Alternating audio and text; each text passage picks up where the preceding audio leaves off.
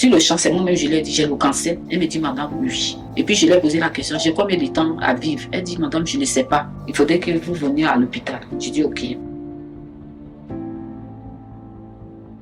Ça a commencé en 2021. Je suis allée faire un contrôle à l'hôpital. Et puis, Adam m'a dit, pour ce contrôle-là, quand tu fais, tu as le résultat dans 10 jours. Donc, si on t'appelle dans 10 jours, ça veut dire qu'il y a quelque chose. Si on ne t'appelle pas, ça veut dire qu'il n'y a rien. J'ai dit, ok. Et c'est comme ça que je suis rentrée à la maison. Et 10 jours est passé, ils ne m'ont pas appelé. 4 janvier, j'étais là en train de laver les assiettes. Et puis, l'assiette qui était dans ma main, c'est tombé. Et quand c'est tombé, j'ai dit, oh, non, il n'a même pas fait 5 minutes. Et puis, mon téléphone a sonné. Mon téléphone sonne, je prends, c'était l'hôpital. Et la dame m'a demandé, vous êtes madame Stéphane? J'ai dit, oui, c'est moi. Je lui ai demandé, il y a quoi? Elle me dit, vous étiez à l'hôpital, à Frauen Clinique. J'ai dit oui. Elle me dit, vous êtes venu faire un frottige. J'ai dit oui. Elle me dit, c'est pas bon. J'ai dit, sur le champ, c'est moi-même, je lui ai dit, j'ai le cancer. Elle me dit, madame, oui. Et puis je lui ai posé la question, j'ai combien de temps à vivre? Elle dit, madame, je ne sais pas. Il faudrait que vous veniez à l'hôpital. J'ai dit, ok. Donc, mon mari n'était pas à la maison. J'ai appelé mon mari. Et puis je lui ai dit, ah, on dit, j'ai le cancer. Mon mari dit, ah, cancer de quoi? J'ai dit, cancer de col de l'utérus. Elle m'a dit, toi, tu as le cancer? J'ai dit oui. Donc, on nous a donné rendez-vous le lendemain pour aller à l'hôpital, pour aller parler de comment ça va se passer. On est parti. Et quand on était arrivé, déjà, elle a déjà préparé les papiers, tout ce qui concernait le cancer. Donc, moi, j'étais en pleurs. Elle m'a dit, non, madame, il ne faut pas pleurer. J'ai dit, mais non, comment vous me dites que j'ai cancer, puis vous ne pas pleurer, tout et tout. Et après, j'ai expliqué à mon mari qu'elle a cancer, le col de l'utérus, elle a tout et tout. Mon mari dit, mais ma femme, elle n'est pas malade. Même. Quand elle a annoncé même que j'avais le cancer, tout de suite, là, je commençais à me sentir bizarre. J'étais un peu bizarre, je n'étais pas bien. J'ai commencé à avoir des maux de bas-ventre qu'avant, je n'avais même pas. Et c'était au temps de Covid. Donc, j'ai demandé à la dame, ils vont m'opérer. Quand elle me dit, ah non, on doit t'opérer maintenant, il faut attendre pendant 3 mois. Je dis, mais je vais mourir. Parce que quand tu attends cancer, là, souvent, on te dit 1 mois, dans 2 mois, tu vas mourir, qu'il faut t'apprêter. Donc, moi, dans ma tête, je ne peux pas attendre pendant 3 mois. J'ai dit, on ne peut pas m'opérer. Elle me dit, non, c'est le temps de Covid. Et au temps de Covid, là, on prenait les cas par cas. Donc, pour moi, là, on ne peut pas me prendre parce qu'il y avait des gens qui étaient sur la liste qu'on doit les opérer. Donc, on ne peut pas me prendre urgentement. Donc, je devais attendre. Et ce qui était aussi émouvant parce que moi, je n'ai pas fait le vaccin de Covid. Donc, moi, j'étais aussi à risque d'après eux parce que je n'ai pas fait Covid et puis en plus encore, j'ai le cancer. J'ai dit, ok. Puis, on est parti à la maison. Donc, on est parti à la maison. Après, maintenant, je n'étais pas vraiment bien. Je me suis mis à pleurer. Je pense à mes enfants. Et puis, il y a ma fille qui était enceinte aussi. Donc, dans ma tête, je dis, ah non, je ne vais pas voir ma fille. Mes petits-enfants, tout et tout. J'étais pas bien. Et même pour aller au travail, même j'étais tellement désespérée. J'étais pas bien, franchement. Je mangeais plus, je m'habillais plus, je dormais plus. Je prenais tout mon temps à pleurer. J'attendais cancer, mais je ne savais pas quel genre de cancer j'avais. Et puis on m'a pas dit quel genre de cancer j'avais. Et ils ont dit que j'ai cancer de corps de l'utérus. Donc, mais les cancers, il y a des cancers qui vont vite. Il y a des cancers qu'on peut soigner, il y a des cancers qu'on ne peut pas soigner. Donc, moi, je ne savais pas, puisque tant qu'ils n'ont pas encore fait le biopsie, on ne peut pas déterminer quel genre de cancer j'ai. Ils savent que j'ai cancer de col de l'utérus, mais ils ne savent pas quel genre de cancer. Si c'est celui qui va vite, ou bien c'est celui qu'on peut traiter. Donc, moi, je ne savais rien. Franchement, je ne me sentais pas bien. J'étais bizarre. Quand je marche, même, c'est comme le vent, papier que le vent tend de prendre. Je n'étais pas bien. J'étais dégoûtée de la vie. Rien ne m'intéressait. Pour moi, dans ma tête, je vais mourir. Donc, vraiment, je n'étais même pas intéressée. Je ne m'habillais plus. Même que je dois aller au travail, je suis obligée de m'appeler pour dire que non, je ne me sentais pas bien. Mais le travail n'était pas au courant de ma situation parce que je n'acceptais pas que j'avais le cancer. Parce que je suis une personne, je suis sportive. Donc, je mange bien. Donc, comment ça se fait? Je ne bois pas, je ne fume pas. Donc, cette maladie, vraiment, dans ma tête, là, je savais que j'étais malade, mais vraiment, je n'étais pas bien parce qu'ils m'ont dit que j'avais le cancer.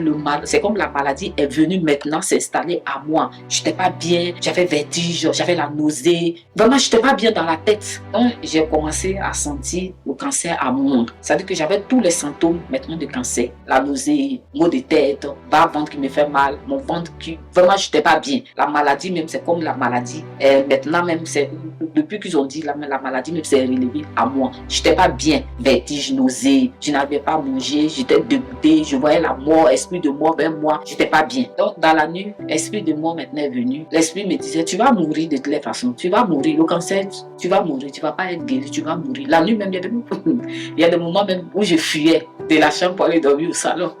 Et quand j'arrive au salon, l'esprit de mort venait encore me parler. Je vais dans la chambre, ça dit que je faisais les va-et-vient. Tantôt, je suis dans les toilettes, tantôt, je suis au salon, je suis dans la cuisine. Ça veut dire que je n'arrivais même pas, tellement j'avais peur, parce que je voyais la mort autour de moi. Ça veut dire que l'esprit de moi me disait, oh, mais tu vas mourir, mais c'est pas la peine. Tu vas mourir, tu vas mourir, tu vas mourir. Donc, souvent, même là, je dors avec mon mari, puis je me réveille en sous-saut. Je vois mon mari même là. C'est comme si c'est l'esprit de moi qui est à côté de moi. Dans toutes ces peurs-là, et puis je me suis souvenu d'une amie qui est vraiment une chrétienne, qui connaît beaucoup de choses de la Bible. Donc, tout de suite, je l'ai contactée. J'ai dit, ah, Annie, je suis pas bien. Elle me dit, ah, qu'est-ce que tu as? J'ai dit, vraiment, on vient de me dire que j'ai le cancer et je suis pas bien. Il y a une voix qui me dit, d'aller à l'église, que c'est là-bas, je vais trouver ma guérison. Elle me dit, ah bon, j'ai dit oui. Avant même que je puisse venir à Fribourg, souvent, elle m'envoyait des vidéos des hommes de Dieu qui font les directs. Et je suivais, je regardais. Mais il y avait une voix qui me dit, non, va à l'église, va à l'église. À chaque fois, même quand je fais des rêves, la voix me dit, va à l'église, va à l'église. Et c'est comme ça, Annie m'a dit, bon, je vais chercher. J'ai dit, ok. Donc, elle est partie sur les réseaux sociaux. Et puis, elle a vu le témoignage de papa Eric King. Et puis, elle m'a envoyé, elle m'a dit, ah, c'est un homme de Dieu, que Dieu l'utilise beaucoup. Et moi, c'est à travers les témoignages que je t'envoie là-bas parce qu'il a un bon témoignage. Donc, il faut aller là-bas. J'ai dit, mais il est où? Elle me dit, il a Fribourg. Et puis, elle m'a posé la question, Fribourg est loin de toi? J'ai dit, oui, peut-être ça fait 2 heures comme ça en train. Elle me dit, ah, je te conseille d'aller là-bas. J'ai dit, ok. Et puis, elle m'a envoyé le numéro de l'église. Elle m'a envoyé l'adresse de l'église. Mais comme je ne connaissais pas Fribourg, donc je ne sais pas comment il faut faire pour arriver. Et puis, je me dit, non, appelle à la secrétariat. Et c'est comme ça que j'ai appelé. Et puis, la secrétaire m'a répondu. Et puis, j'ai dit, ah, je vais venir à l'église dimanche et je fais comment? Elle m'a dit, ah, mais si tu veux venir, tu es la bienvenue. Il n'y a pas de souci. Nous sommes à Fribourg, rue de Paquet. Tu peux venir, arriver à la gare, tu prends le bus 8. Et que si arrivé, j'étais bien accueilli. La prière a commencé. Et l'homme de Dieu a dit, ah, ceux qui ont un témoignage à donner, donc à venir. Puis, je me suis levé. Et puis, l'homme de Dieu dit, ah, mais toi, tu viens d'arriver, puis tu veux faire témoignage. J'ai dit, oui, papa, je vais témoigner parce que, avant de venir, papa faisait un programme de 4 heures du matin. Donc, la secrétaire m'a envoyé ça par WhatsApp. Et je regardais, et les prières là m'ont beaucoup édifié et ça m'a beaucoup aidé. Donc, je suis venue, j'ai dit non, il faudrait que je témoigne pour ce que Dieu a fait pour moi. Et c'est comme ça que j'ai témoigné. Puis, j'ai les indiqué que j'avais le cancer, le corps de touriste. Et papa m'a dit, tout le monde était étonné même. Donc, papa me dit, mais qui pense qu'elle peut être guérie? Dieu peut la guérir. Et puis, les gens ont levé la main. Et c'est comme ça, papa a demandé qu'on envoie une pomme. Il va prier pour moi. Elle a commencé à prier en même temps, je suis tombée. Et je suis tombée délivrance. En tout cas, je ne sais pas ce qui s'est passé, mais moi-même là, je ne sais pas qu'est-ce que je faisais. Mais quand j'ai vu les vidéos là, vraiment, moi-même, j'étais dépassée parce qu'il y a eu la délivrance. Et après,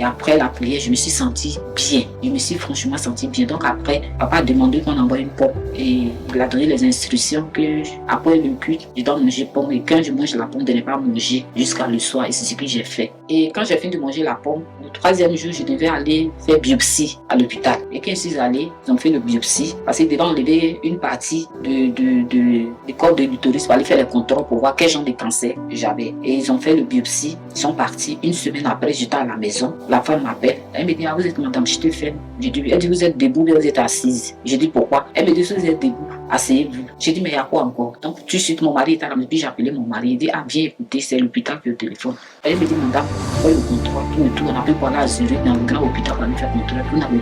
On n'a même pas trouvé trace de cancer en cours de l'utérus. On n'a rien trouvé. Ah, mais sur le chant, je me suis mis à larmes, j'ai commencé à pleurer, j'ai commencé à chanter. J'ai dit, Seigneur, merci. Et j'ai demandé à la dame là, qu'est-ce que je dois faire? Elle me dit, vous n'avez rien à faire parce qu'on n'a pas trouvé de cancer. Le corps de l'utérus, il n'y a rien. Le cancer a disparu. C'est comme ça, un matin, ma vie a failli basculer à le cancer. Mais ce que les médecins ont dit, et puis ce que Dieu a dit, c'est Dieu qui a eu raison. Parce que je suis venue à l'église, à travers une pomme, j'ai eu la délivrance et j'ai eu la guérison. Quand ils sont partis contrôler, ils n'ont même pas trouvé même trace de cancer dans mon corps, même dans mes cellules. Rien trouvé, le cancer a disparu complètement. J'ai été guérie. Donc je remercie le Seigneur. Je remercie l'homme de Dieu que Dieu a utilisé à travers lui pour me guérir, pour me donner une pomme pour me guérir. Je dis merci au Seigneur. Je dis merci à tous ceux qui étaient auprès de l'homme de Dieu, le soutien, qui ont fait l'homme de Dieu ensemble. En tout cas, je dis merci à Dieu. Je dis merci infiniment. Merci. Merci. À travers mon témoignage, vous avez écouté Dieu, ce que Dieu a fait pour moi pour le cancer. Dieu m'a guéri complètement. Où je suis, je n'ai plus de traces de cancer dans mon corps. Donc mes frères et sœurs, je vous exhorte de venir dans cette église.